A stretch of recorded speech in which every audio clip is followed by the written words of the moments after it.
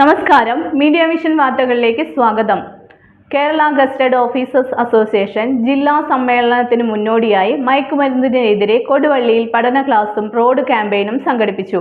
Clinical psychologist doctor PT Santheesh class എടുത്തു. മയക്കുമരുന്നിനെതിരെ ഉണർവ് എന്ന പേരിൽ പഠന ക്ലാസും ചർച്ചയും റോഡ് ക്യാമ്പയിനും കൊടുവള്ളിയിൽ സംഘടിപ്പിച്ചു.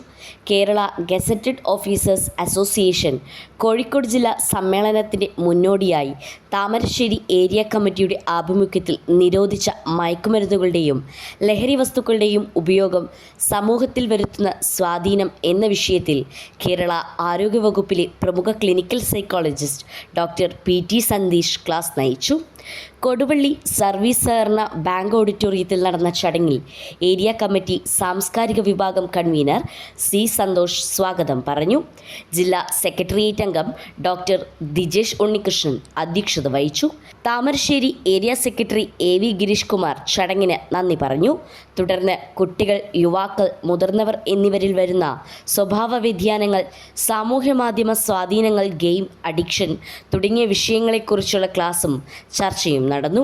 ശേഷം കൊടുവള്ളി അങ്ങാടിയിൽ റോഡ് ക്യാമ്പയിനും സംഘടിപ്പിച്ചു. News bureau, media vision.